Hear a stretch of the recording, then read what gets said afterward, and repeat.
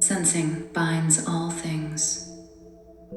The electric intersensitizing of the two pulsing light extensions of the one still light is for the purpose of recording thought patterns in matter. Mind knows but one idea as a whole. Thought is idea taken apart and patterned as separate idea. Thought is patterned idea electrically expressed and electrically recorded in matter by its two pulsing interchanging lights. This universe of matter in motion is but the electric record of thought. The process of recording is to take the one undivided universal idea apart and express it as many seemingly divided parts.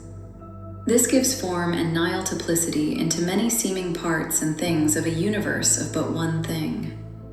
Electricity is the servant of the God mind. Electricity expresses the desire in the God mind for creative expression by seemingly dividing the one still light into transient waves of spectrum, divided positive-negative colors of light. This entire universe of seeming substantiality consists solely of transient light waves in seeming motion. All patterned thought creations of God or man are the interweavings of the spectrum colors of the two electric opposites of light waves into the patterned designs of those thoughts. Creation might be likened to the tapestry weaver who knows the one idea as a whole, then thinks it into parts, then records those parts by interweaving their spectrum colors into the many forms which, together, manifest the whole idea. To exemplify our meaning, consider any one part of the whole idea of creation iron, for example.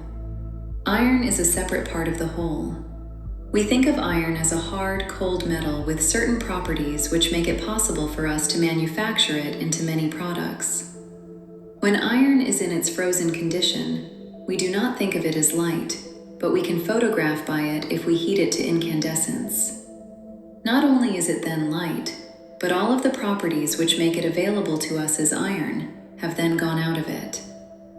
It is as though the divine tapestry weaver had unwoven all the threads of the idea of iron and sorted them into their spectrum colors, thread by thread. The physicist can tell you what element those threads of light would be if frozen. Upon looking at them, he would say, "That is iron." But it would not be the form of iron as we know it. It would be the formless idea of iron as the sun knows it. In the incandescent sun is all idea that earth knows. The idea of the apple of earth is in the sun, likewise the wood of the tree and the violet in the meadow.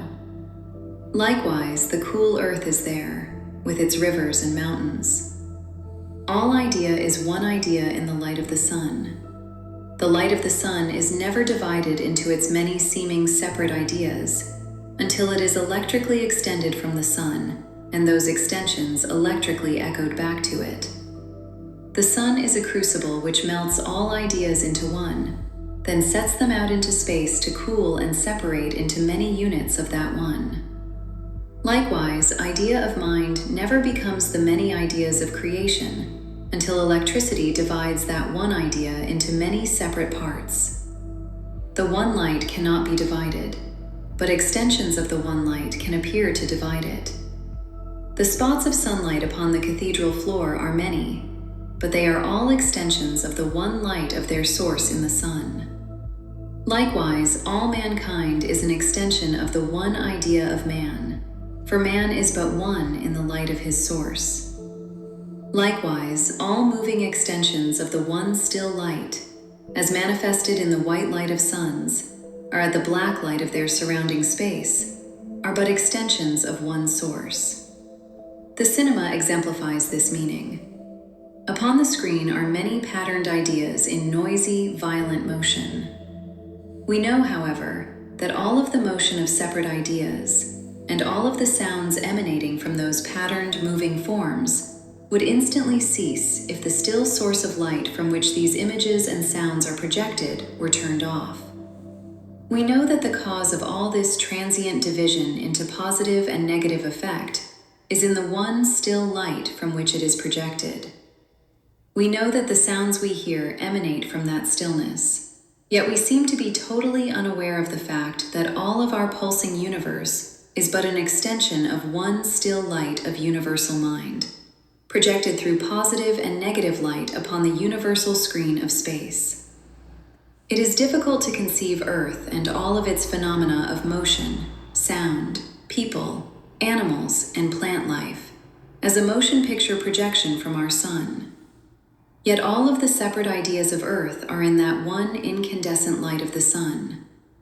All are but one thing: light. Tum off the sun, and all of its patterned ideas on Earth would instantly cease. The still idea which is extended into motion is not in the motion, but in the stillness from which it is extended.